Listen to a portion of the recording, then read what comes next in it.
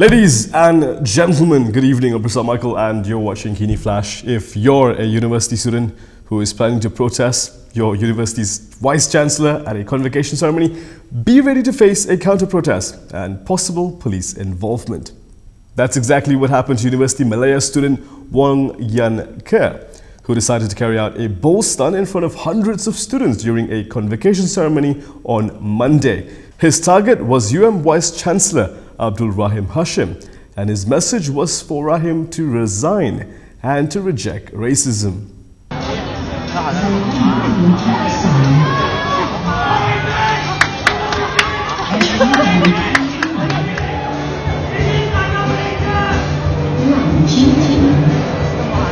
Universiti Malaya wasn't impressed with Wong's protest. In fact, they were so dismayed by it, they lodged a police report.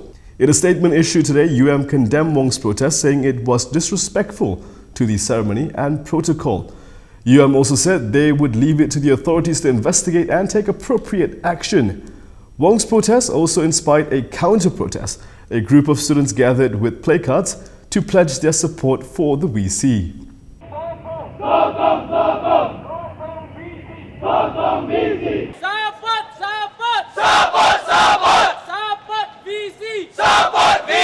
Yesterday, Dr. Mathur said in the absence of other laws to deal with terrorist threats, the police were forced to use SOSMA in its crackdown on LTTE supporters.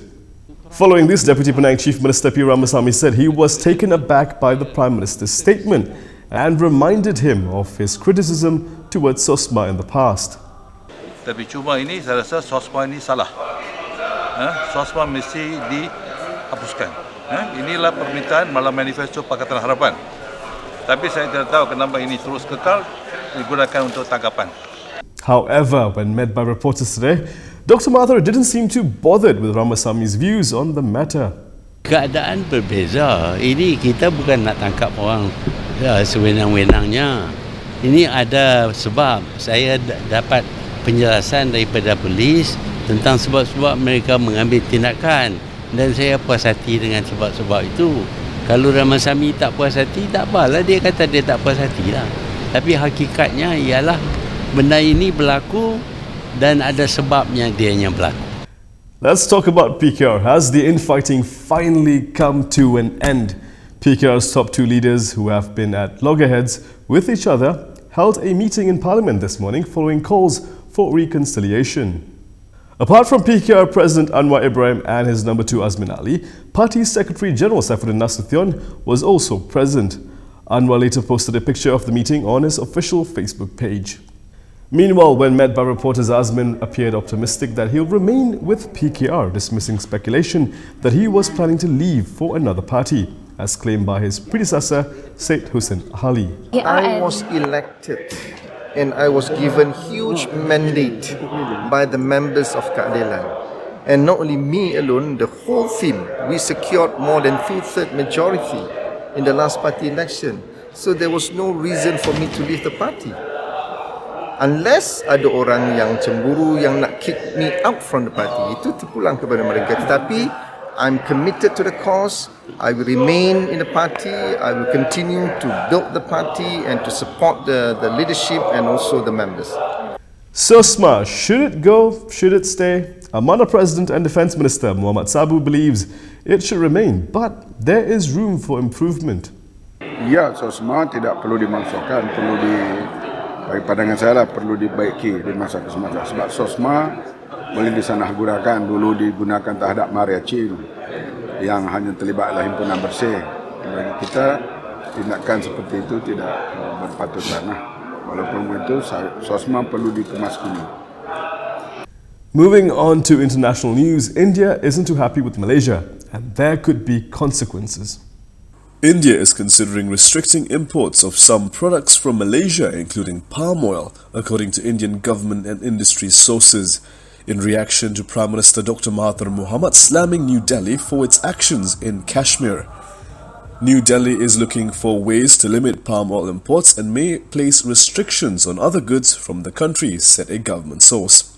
And an industry source who participated in discussions led by the Indian Ministry of Commerce and Industry on the planned restrictions. The sources asked not to be named as the proposal is still under discussion.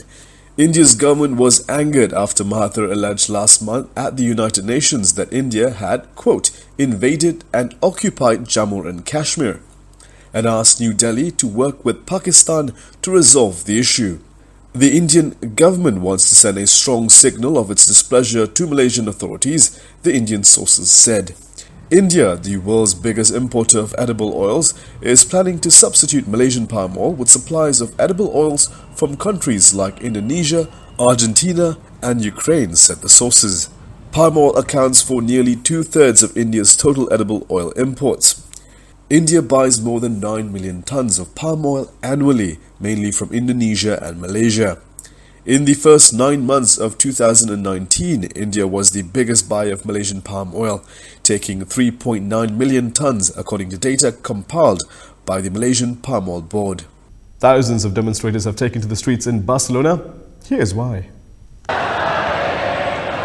Thousands of demonstrators poured into the streets of Barcelona following a decision by Spain's Supreme Court to sentence 9 Catalan separatist leaders between 9 and 13 years.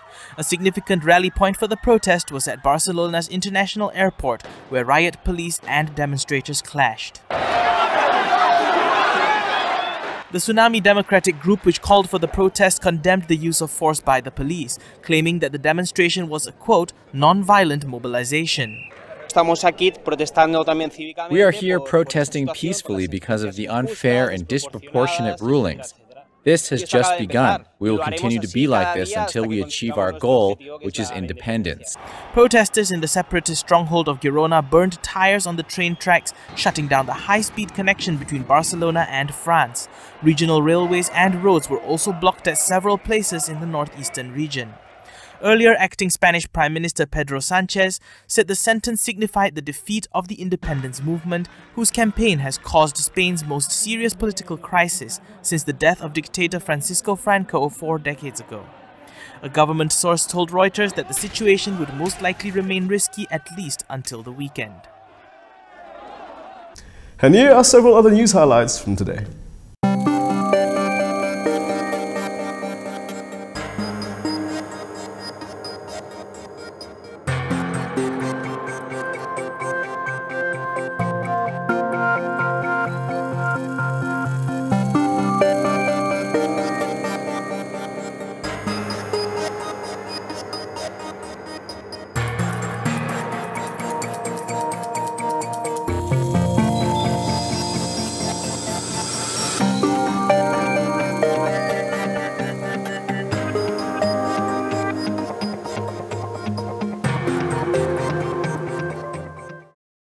And that is all for me today. For more stories, go to KiniTV.com. You can also follow us on Instagram, Twitter, YouTube and Facebook for the latest news updates. And Prasad, thank you for watching. Good night.